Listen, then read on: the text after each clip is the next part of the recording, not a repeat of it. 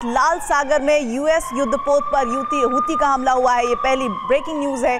और दूसरी खबर है, हूती ने 3 यूएस युद्धपोत को 23 मिसाइलें दागी हैं और इजराइल पोर्ट की ओर जा रहे थे यूएस युद्धपोत। ये तीसरी बड़ी जानकारी। और चौथी खबर ये कि हूती ने हमले के कामयाब होने का दावा किया है। ये बड़ी खबरों के साथ आपको जानकारी दें कि बीती रात इजराइल पर सबसे बड़े हमले हुए हैं। हिजबुल्लाह के साथी संगठनों ने इजरायली राजधानी के साथ साथ उत्तरी और दक्षिणी इजराइल पर भी मिसाइल हमले किए और ये तेल अवीव पर अब तक हुए सबसे बड़े हमलों में से एक हैं। प्रॉक्सी संगठनों ने हिजबुल्लाह को कवर फायर देकर इजराइल को संकट में डाल दिया है। इजराइल पर चारों देशों से प्रॉक्सी के हमले शुरू हो गए हैं और अब यह आशंका है कि इजराइल एक बार फिर ऑपरेशन फोकस शुरू करने वाला है। और इसी ऑपरेशन के तहत 1967 में इजिप्ट, जॉर्डन और सीरिया पर हमले शुरू किए गए थे। अब ऑपरेशन फोकस रिटर्न का टारगेट बनने वाले हैं सीरिया, इराक और यमन। तेल अवीव के आसमान पर दहकते हुए ये अंगारे अरब महासंग्राम की आशंका बढ़ा रहे हैं।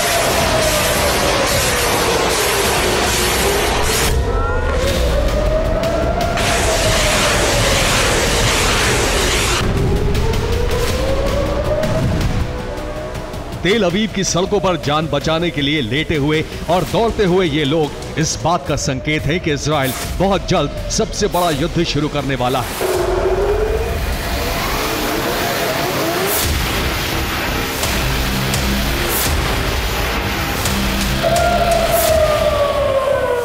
इजराइल की राजधानी में एयर रेड अलर्ट के ये गूंजते हुए सायरन दरअसल अरब महासंग्राम का बिगुल है।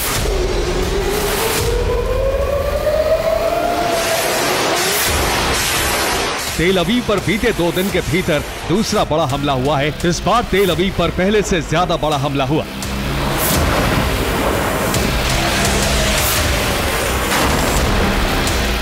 मिसाइलें ट्रेस होते ही तेल अवीव में सायरन गूंजने लगे और लोग शेल्टर की तरफ भागने लगे।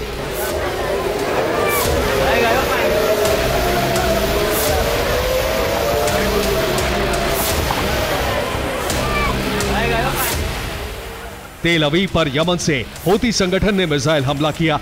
हूती की बैलिस्टिक मिसाइल रात करीब 1:30 पर तेल अवीव के उत्तरी इलाके में पहुंची। इजराइल का दावा है कि मिसाइल को इंटरसेप्ट कर लिया गया। बैलिस्टिक मिसाइल के शार्पनेल गिरने से 17 लोग घायल हुए हैं। मिसाइल की शार्पनेल्स तेल अवीव के गुश्तदान और शारोन इलाके में गिरे।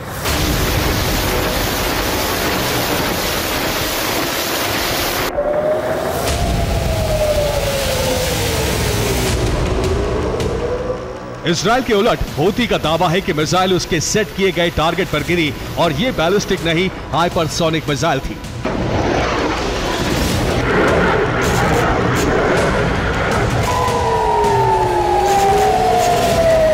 हूती ने एक वीडियो जारी करते हुए कहा कि उसकी हाइपरसोनिक मिसाइल को इजरायली सिस्टम रोक नहीं पाए। वीडियो पर लिखा है कि हूती की हाइपरसोनिक मिसाइल को इजरायली सिस्टम की मिसाइल नहीं पकड़ पाई। हमला सटीक हुआ।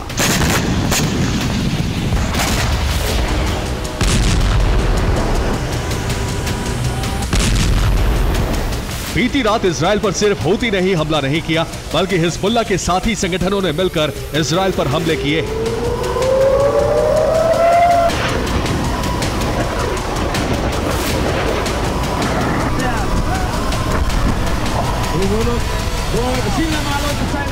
हूती ने तेल अवीव पर मिसाइल हमला किया। इसके साथ ही इस्लामिक रेजिस्टेंस इराक ने हाइफा पोर्ट पर मिसाइल हमला किया। इस्लामिक रेजिस्टेंस फोर्स ने अल अरकाब मिसाइल का इस्तेमाल किया।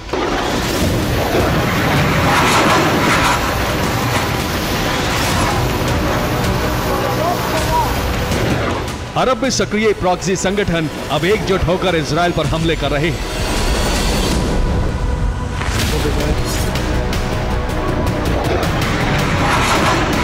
हिजबुल्लाह के समर्थन में अरब के कई प्रॉक्सी संगठन अब जंग में उतर चुके हैं और कुछ संगठन बड़ी जंग की तैयारी में भी जुटे हैं।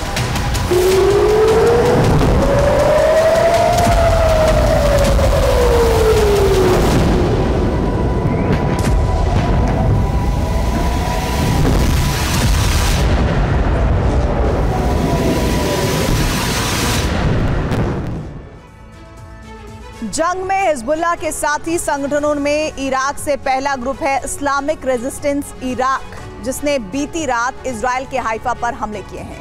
इराक से ही कताइब हिजबुल्लाह भी इजराइल पर हमले कर रहा है।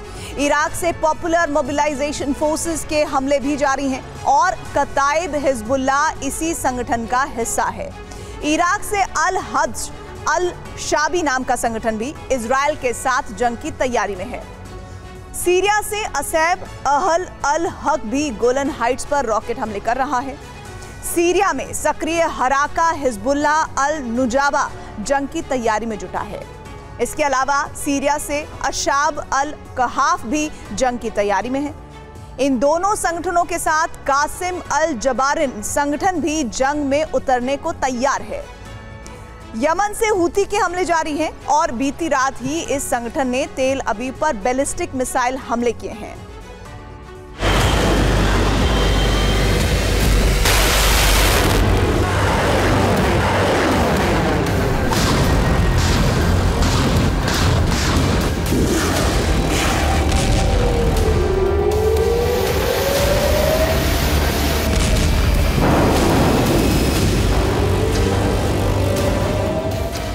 हमले सिर्फ सेंट्रल इजराइल में ही नहीं हुए, लेबनान से हिजबुल्लाह ने उत्तरी इजराइल के कई इलाकों पर रॉकेट बरसाए हैं।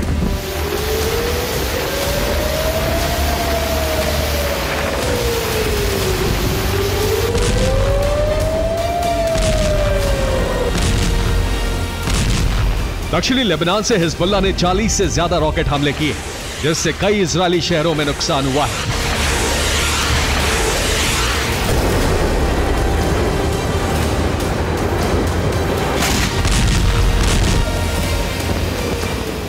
इजराइल पर प्रॉक्सी संगठनों के हमले अचानक तेज होने की वजह है हिजबुल्लाह कमांडर का मारा जाना।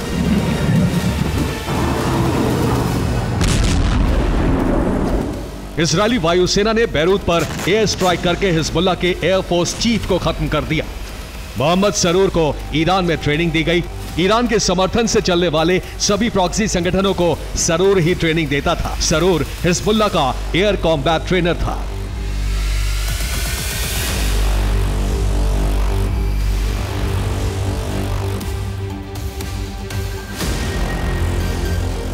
सरूर के मारे जाने के बाद अरब के सभी प्रॉक्सी संगठन सक्रिय हो गए और इजराइल पर एक साथ हमले शुरू कर दिए।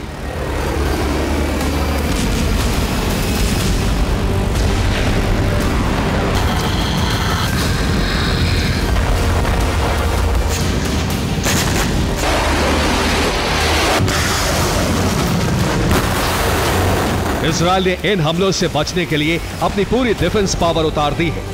इजरायली डिफेंस सिस्टम की बदौलत ही इन हमलों को नाकाम किया जा रहा है।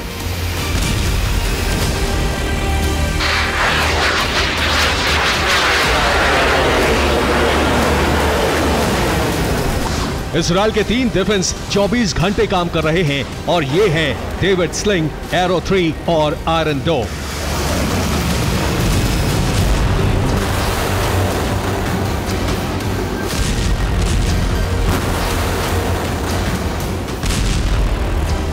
Iron dome short range air defence system है। यह हिजबुल्लाह के रॉकेट हमलों को इंटरसेप्ट कर रहा है। Arrow 3 long range defence system है। इस सिस्टम से बैलिस्टिक मिसाइलों को इंटरसेप्ट किया जा रहा है। डेविड स्लिंग भी long range air defence system है। इससे बैलिस्टिक और क्रूज मिसाइलों को इंटरसेप्ट किया जा रहा है।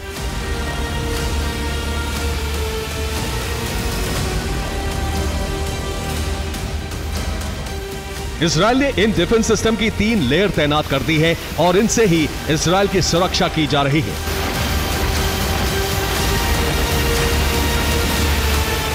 अब प्रॉक्सी के बढ़ते हमलों के बाद यह तय हो चुका है कि इजराइल का डिफेंस ऑपरेशन ऑफेंस में बदलने वाला है।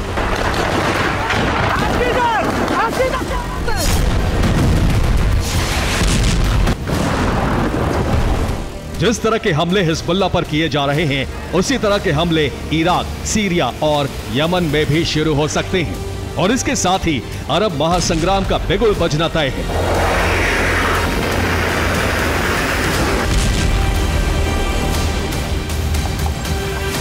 क्योंकि ईरान कह चुका है कि इजराइल के हमलों से पूरे अरब में सबसे बड़ी जंग छिड़ने वाली है।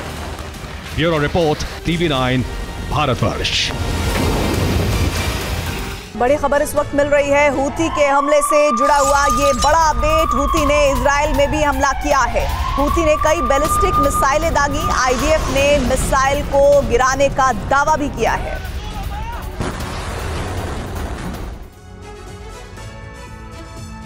लेबनान के अंदर इस वक्त हिजबुल्लाह चीफ हसन नसरल्लाह की तलाश हो रही है। मोसाद नसरल्लाह के लोकेशन को ट्रेस करने में जुटा हुआ है। माना जा रहा है कि नसरल्लाह गुप्त तरीके से लेबनान से भागने की तैयारी कर चुका है। हिजबुल्लाह चीफ को यह तैयारी इसलिए करनी पड़ी है क्योंकि उसके ज्यादातर बड़े कमांडर मारे जा चुके हैं। आईडीएफ अब ब्लेड मिसाइल से पिन पॉइंट हमले कर हिजबुल्लाह की लीडरशिप को खत्म कर रहा है।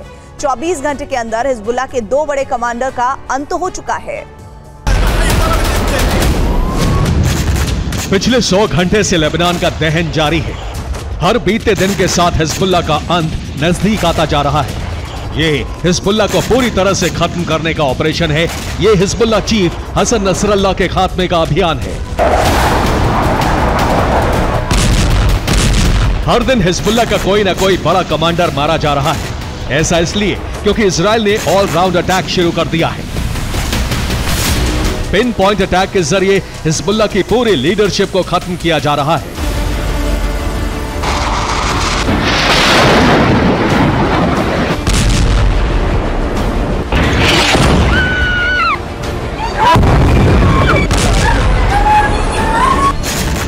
चौबीस घंटे के अंदर इजरायली एयरफोर्स ने बैरूत से लेकर पूरे दक्षिणी लेबनान में 300 से ज्यादा एयर स्ट्राइक को अंजाम दिया है। आईडीएफ ने इस दौरान 400 से ज्यादा टारगेट का नामो निशान मिटा दिया। उन इमारतों को तबाह कर दिया जिसमें हिजबुल्लाह के ठिकाने थे। हिजबुल्लाह के हथियार गोदाम तहस नहस कर दिए गए। हिजबुल्लाह के रॉकेट और मिसाइल लॉन्च साइटें मलबा बन गई।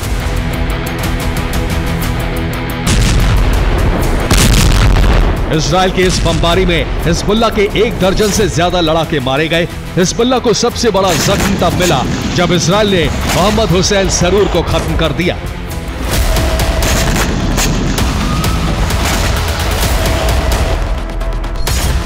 मोहम्मद हुसैन सरूर हिजबुल्लाह का एयरफोर्स चीफ था, यानी हवाई हमले का हेड। इसके अलावा सरूर हिजबुल्लाह का ड्रोन एक्सपर्ट भी था, लेकिन अब इजराइल ने उसका खात्मा कर दिया है।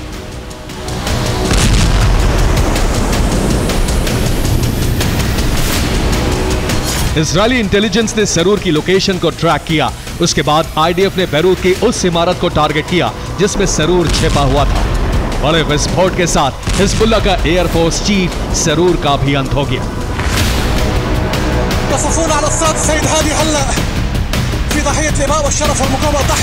सरूर का मारा जाना हिजबुल्लाह के लिए अब तक का सबसे बड़ा नुकसान इसलिए माना जा रहा है क्योंकि वो रॉकेट, ड्रोन और सभी हवाई हमलों का एक्सपर्ट था।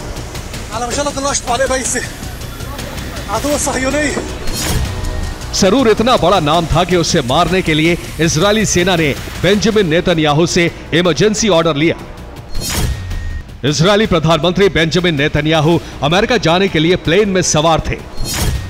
तभी आईडीएफ ने सरूर को खत्म करने का आदेश मांगा। नेतन्याहू ने प्लेन से ही सरूर को मारने का इमरजेंसी ऑर्डर दे दिया। अमेरिका पहुंचने के बाद नेतन्याहू ने कहा कि इजरायल की योजना बहुत साफ है। हम अपनी पूरी शक्ति से हिजबुल्लाह पर हमला करेंगे। हम तब तक नहीं रुकेंगे जब तक कि अंतिम लक्ष्य नहीं प्राप्त हो जाता।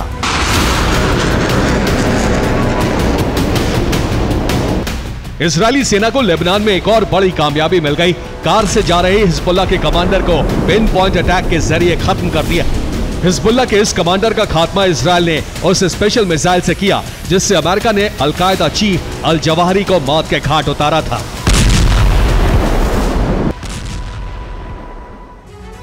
इजरायल की सेना जिस किलर मिसाइल का इस्तेमाल कर हिजबुल्लाह के कमांडर्स का खात्मा कर रही है उसके कई नाम हैं। मसलन AGM-114 R9X, Hellfire R9X, Ninja missile और स्वॉर्ड बम। इसे ब्लेड मिसाइल भी कहा जाता है। ये अमेरिका की साइलेंट लेकिन बेहद खतरनाक मिसाइल है। ये हवा से जमीन पर गिराई जाती है।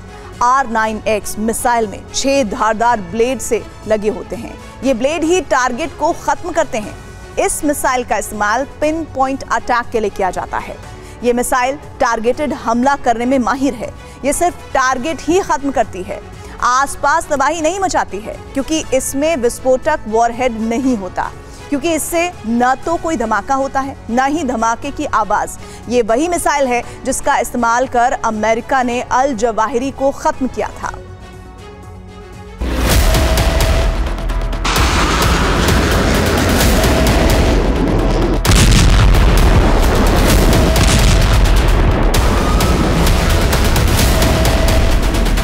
आईडीएफ इस वक्त जिस AGM-114R9X हेलफायर मिसाइलों से पिन पॉइंट हमले कर हिजबुल्लाह के कमांडर को खत्म कर रही है, वो कैसे काम करती है, अब इसे एनिमेशन से समझिए।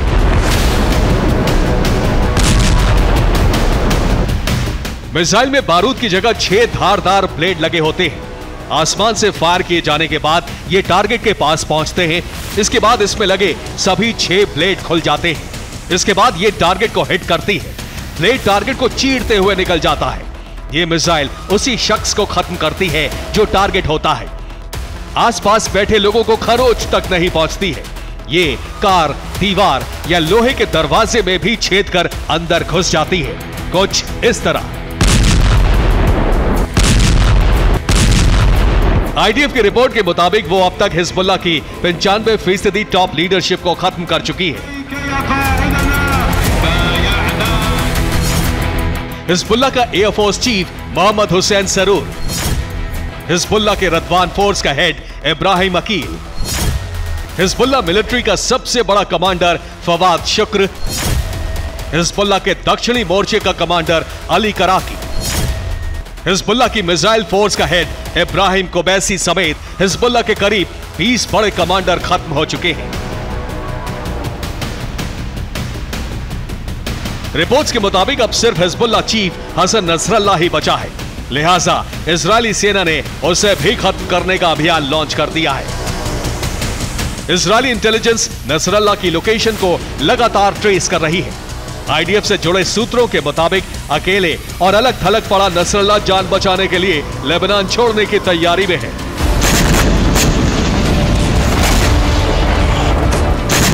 आईडीएफ ने दावा किया है कि उसने हिजबुल्लाह की 70% सैन्य शक्ति को खत्म कर दिया है।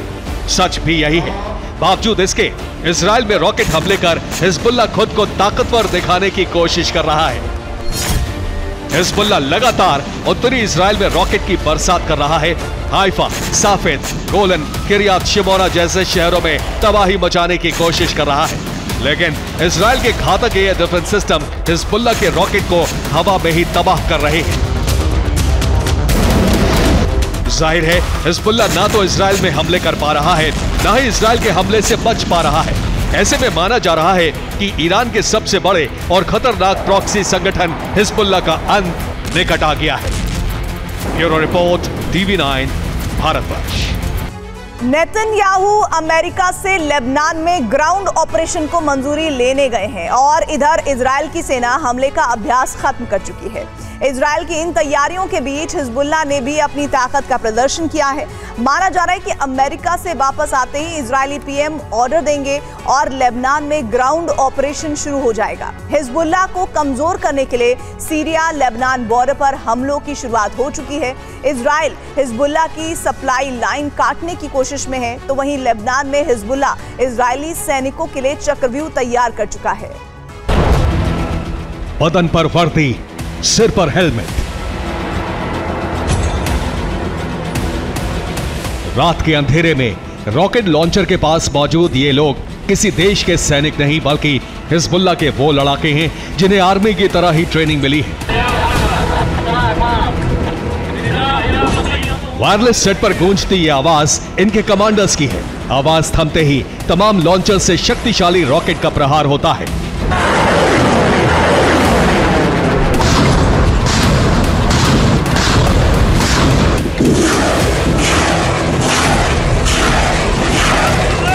कहीं से मिसाइल निकल रही है तो कहीं से लंबी दूरी वाले रॉकेट।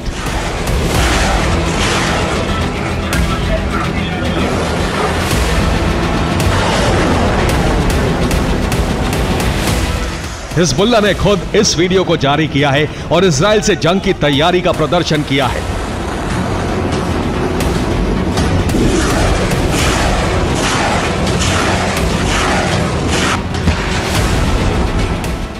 ये इजराइल के इस वीडियो का जवाब भी माना जा रहा है।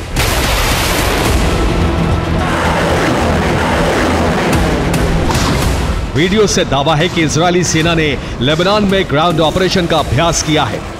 लेबनान में जमीन से हमले की जो तैयारी की गई है उसे पूरा करने के लिए कई दिनों तक प्रैक्टिस की गई है।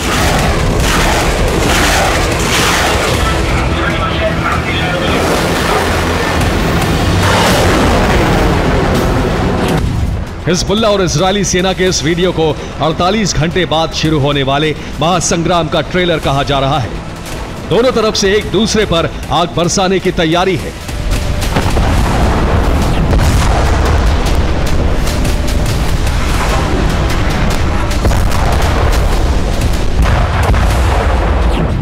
अभी इजराइल के प्रधानमंत्री बेंजामिन नेतन्याहू अमेरिका में हैं। उनके लौटने के बाद ही इजरायली सेना लेबनान में घुस सकती है।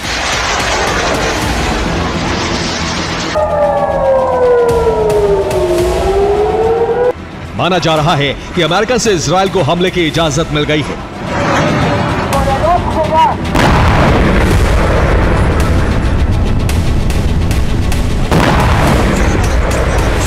इस बीच एयरफोर्स का हमला जारी है और माना जा रहा है कि इजरायली सेना के घुसने के लिए रूट को खाली कराया जा रहा है।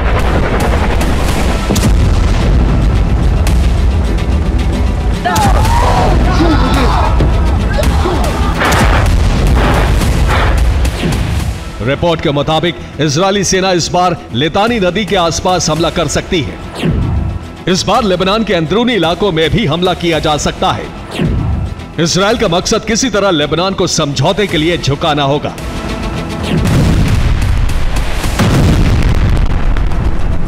पहला मकसद हिजबुल्लाह को इजरायली सीमा से बहुत दूर भगाना है। साथ ही इजरायली सीमा के करीब सुरंगों को नष्ट करने का भी मिशन है।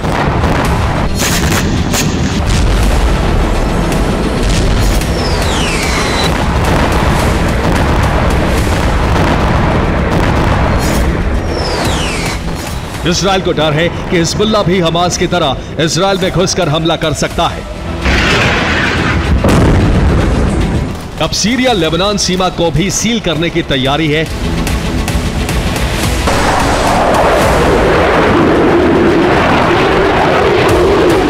इजरायल की वायुसेना हथियार सप्लाई रोकने के लिए इस रूट को तबाह करने वाली है।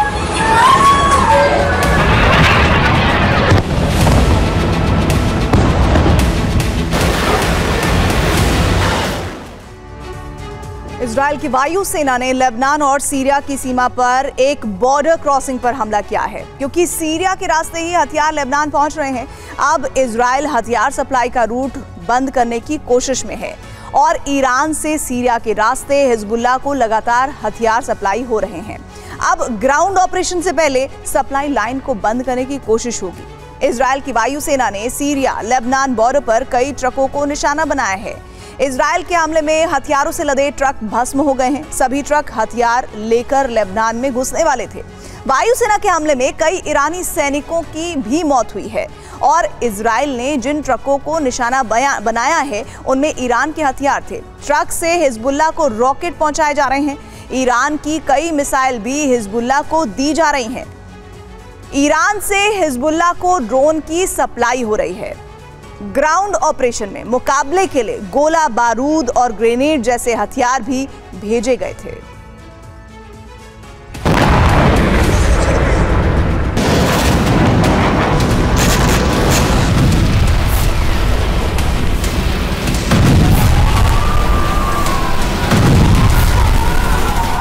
हमास की तरह हिजबुल्लाह भी रॉकेट हमले करता है।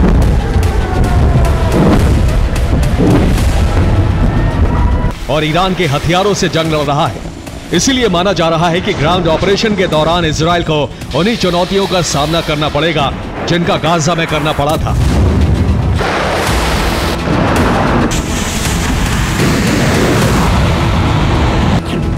लेबनान इजरायल की सीमा पर भी कई सुरंग होने की जानकारी है। हिजबुल्लाह भी हमास की तरह सुरंग से अचानक हमले करेगा। इजरायली सैनिकों को घेर कर हमला किया जा सकता है।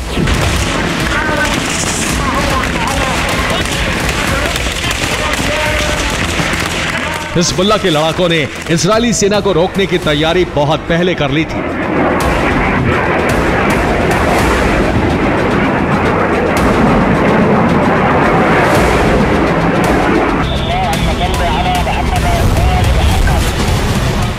रिपोर्ट के मुताबिक सीमा के करीब हिजबुल्लाह के कई अंडरग्राउंड ठिकाने हैं जिससे मोटरसाइकिल सवार लड़ाके अचानक हमले कर सकते हैं।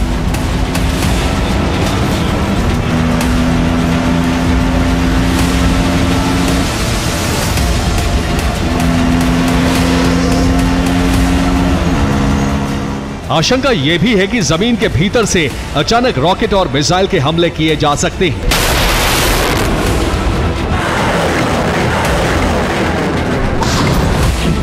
बॉर्डर पर 200 किलोमीटर लंबी टनल भी बन सकती है। सिविलियन इलाकों से भी अचानक हमला हो सकता है। सुरंग से मिसाइल ट्रक अचानक निकलकर हमला कर सकते हैं।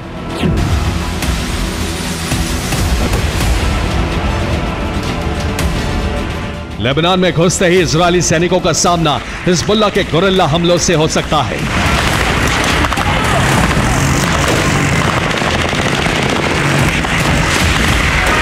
इजरायली सैनिक हालांकि गाजा में इसका अनुभव ले चुके हैं और गाजा में ग्राउंड ऑपरेशन की शुरुआत करने वाले कमांडर्स को ही लेबनान मिशन की जिम्मेदारी दी गई है।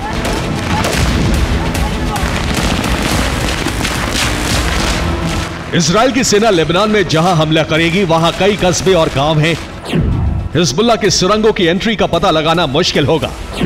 हिजबुल्लाह सिर्फ 28 सेकंड में रॉकेट हमला करने में सक्षम है। इजरायली सेना का बारूदी सुरंग से भी सामना होगा।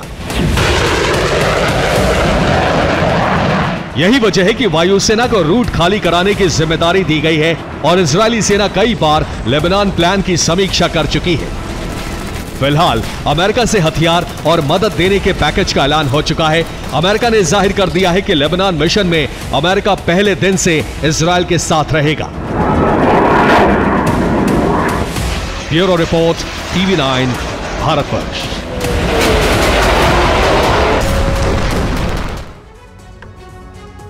बड़ी खबर इस वक्त मिल रही है। यूएन में इजरायली प्रधानमंत्री का बड़ा बयान। इजरायल कई मोर्चों पर जंग लड़ रहा है, नेतन्याहू ने ये कहा है। साथ ही ईरानी प्रॉक्सी के खिलाफ कई मोर्चों पर ये जंग है। हम लोग अपनी जिंदगी के लिए जंग लड़ रहे हैं। नेतन्याहू ने कहा कि इजरायल हर खतरे को खत्म करके ही रुकेगा।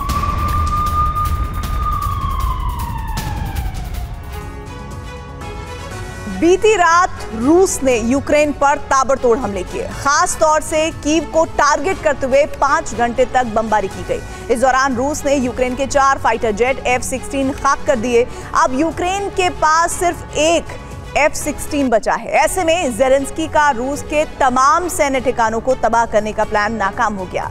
इसके अलावा ज़ेलेंस्की के सामने एक बड़ा संकट है कि वो कुछ दिन में F-16 की आने वाली नई स्क्वाड्रन को पुतिन के प्रकोप से कैसे बचाएं, क्योंकि पुतिन ने ऑर्डर दे दिया है कि वो उन तमाम एयरबेस को तबाह कर डालेंगे जहां जहां F-16 की तैनाती होगी।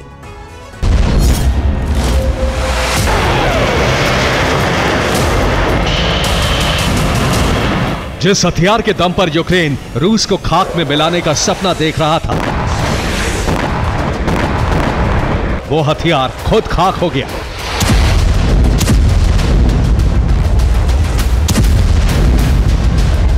जिस वेपन के जरिए रूसी सैन्य ठिकानों को तबाह करने का मंसूबा ज़ेलेंस्की ने पाला था, उस वेपन को रूस ने मार गिराया।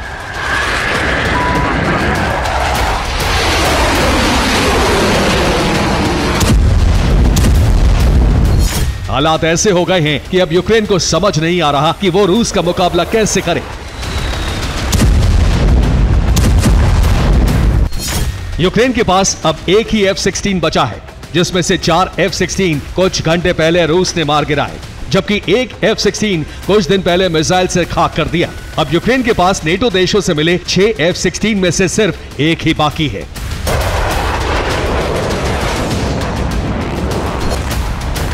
रूस ने खमेलनित्स्की में बड़ा हमला किया। इस हमले में किंजल का इस्तेमाल हुआ है। यही 2 F-16 हमले में खाक हो गए।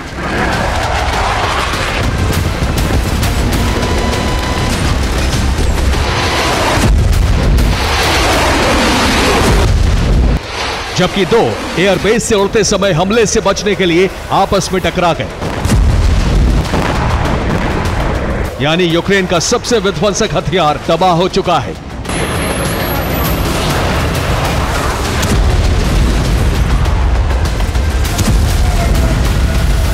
अब F-16 को बचाने के लिए अमेरिका यूक्रेन को स्पेशल वेपन दे रहा है जिससे हमले रोके जा सके, क्योंकि यूक्रेन को F-16 की अगली खेप जल्द मिलने वाली है। जो देश फाइटर जेट F-16 दे रहे हैं उनके नाम सुन लीजिए: Norway, Denmark, Britain, Netherlands, Belgium, Poland, Romania और पुर्तगाल।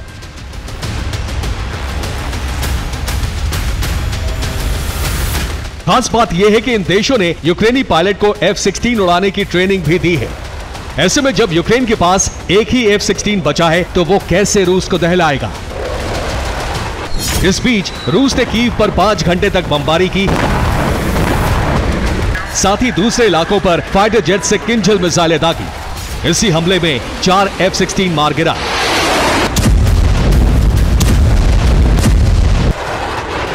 अभी भी कीव पर हमले जारी हैं।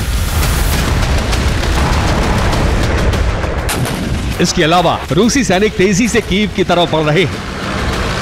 कीव पर रूस का घेरा मजबूत होता जा रहा है। रूस का प्लान है कि पूर्वी यूक्रेन को दक्षिण यूक्रेन से काटकर पूरी तरह अलग कर दिया जाए और कीव पर कब्जा करके कठपुतली सरकार बनाकर यूक्रेन की लगाम खींच सके। लेकिन यह इतना आसान नहीं है, क्योंकि अमेरिका यूक्रेन को लगातार हथियारों की खेप भेज रहा है। वहीं दूसरे नेटो देश भी ऐसा करने में जुट गए हैं। इसका सीधा मतलब है कि यूक्रेन अभी भी हमले रोकेगा नहीं, बल्कि वो रूस की आर्कटिक बेस पर लॉन्ग रेंज हथियारों से रूस के न्यूक्लियर ठिकानों को तबाह कर देना चाहता है। इसके लिए पेंटागन ने ब्लूप्रिंट तैयार किया है, जिसके तहत ही यूक्रेन हमले करेगा और रूस में तबाही मचा सकता है।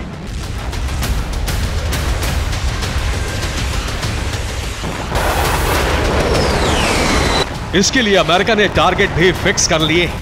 अमेरिका ने कुछ दिन पहले धमकी दी थी कि सिर्फ 2 घंटे में वो रूस में कोहराम मचा सकता है और इसमें काम आएंगे यूक्रेन के F-16। यूक्रेन के टारगेट पर रूस के एटमी ठिकाने हैं, जिसमें पहला टारगेट कीव से 646 किलोमीटर दूर कजेल्स्क न्यूक्लियर मिसाइल बेस है। इसके बाद दूसरा टारगेट 1200 किलोमीटर दूर है, जो तातीशेवा न्यूक्लियर मिसाइल फील्ड है। टारगेट 3 पर उजूर न्यूक्लियर मिसाइल साइलो का नाम आ रहा है, जो यूक्रेन से 1400 किलोमीटर दूर पड़ता है। टारगेट 4 पर 2000 किलोमीटर दूर करताले न्यूक्लियर मिसाइल साइट है। इसके अलावा टारगेट 5 पर दम्बारवस्की न्यूक्लियर मिसाइल लॉन्चिंग साइट है और कीव से करीब 2400 किलोमीटर दूर है। टारगेट 6 पर 2700 किलोमीटर दूर आलस्क न्यूक्लियर मिसाइल बेस है, जिसे यूक्रेन अमेरिकी F-16 से तबाह करने की कोशिश में है। लेकिन अमेरिका के सामने सबसे बड़ा चैलेंज है कि रूसी हमलों से F-16 को कैसे बचाया जाए। इसके लिए अमेरिका एक सीक्रेट हथियार देने जा रहा है। अमेरिका करीब 3100 करोड़ की सैन्य सहायता देने जा रहा है, जिसमें वो सीक्रेट हथियार भी शामिल है, जिसका नाम है AGM-154, जो F-16 फाइटर जेट में लगाया जा सकेगा। इसके अलावा HIMARS rocket system, javelin anti tank system, anti armour system और भारी तादाद में गोला बारूद देने जा रहा है। लेकिन इसमें सबसे खतरनाक AGM-154 है, जिसे यूएस आर्मी, यूएस एयरफोर्स और यूएस नेवी इस्तेमाल करती है। इसे कई देशों को भी बेचा गया है। अब यह रूस में तबाही लाने के लिए यूक्रेन को दिया जा रहा है।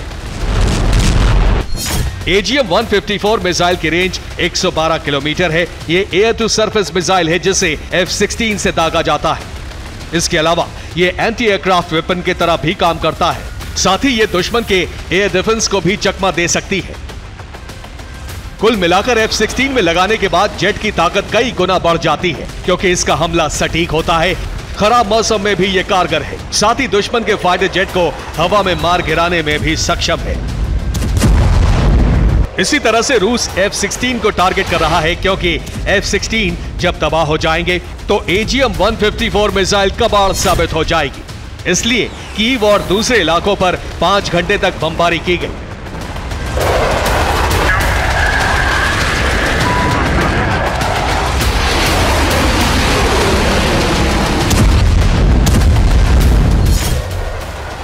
जिससे वहां तैनात F-16 एयरबेस को उड़ाया जा सके और रूस अब तक 6 में से 5 F-16 को तबाह करने में कामयाब भी हो चुका है।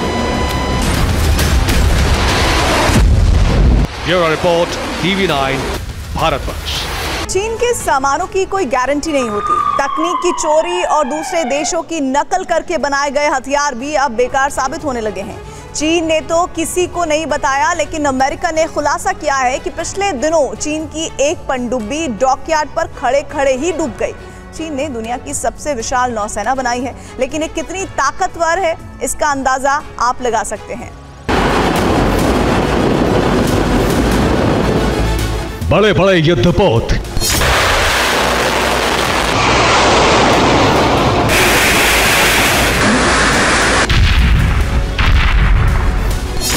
परमाणु पनडुब्बियां और लाखों नौसेना के जवान। चीन को दुनिया की सबसे बड़ी नौसेना बना लेने का गुमान है, लेकिन पिछले दिनों बगैर कोई युद्ध लड़े चीन ने अपनी एक परमाणु शक्ति वाली सबमरीन को गंवा दिया।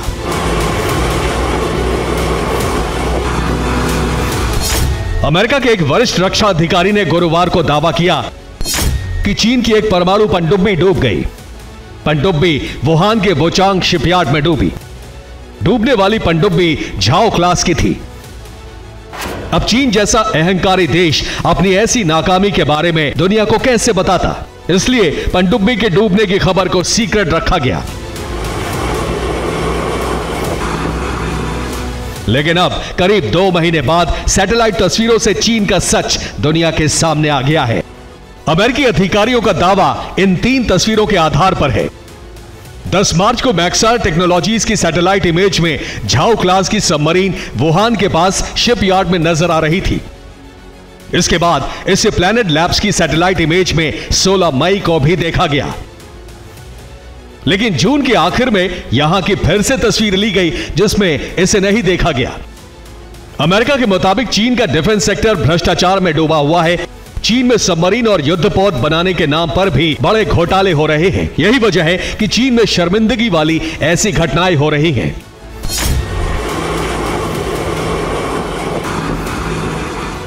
रिपोर्ट के मुताबिक चीन के पास 6 न्यूक्लियर फ्यूल पावर अटैक पनडुब्बी है, 48 डीजल अटैक पनडुब्बी थी। परमाणु पनडुब्बी 2 तरह की होती हैं।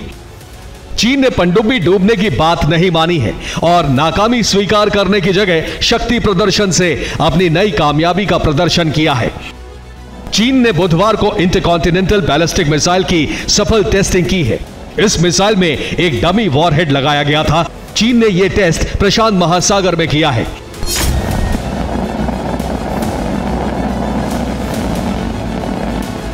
इससे पहले तक चीन हमेशा अपनी ICBM मिसाइलों को देश के अंदर ही टेस्ट करता आया है। चीन की मिसाइल का नाम DF-31AG है। रेंज 11,200 किलोमीटर है। चीन से फायर करने पर यह अमेरिका तक हमला कर सकती है। 2019 में परेड के दौरान चीन ने DF-41 ICBM दिखाई थी। यह चीन की सबसे नई ICBMs में से एक है। इस मिसाइल की रेंज 12,000 से 15,000 किलोमीटर तक है। Bureau report, TV9 Bharatvarsh. इधर आर्कटिक की जंग में रूस ने अमेरिका को एक बार फिर पीछे छोड़ दिया है। हालांकि ये जंग हथियारों की नहीं बल्कि व्यावसायिक है। दरअसल पोलर आइस ब्रेकर के मामले में अमेरिका रूस से काफी ज्यादा पिछड़ गया है। अमेरिकी कोस्ट गार्ड्स को डर है कि अमेरिका अपना प्रभुत्व खो सकता है।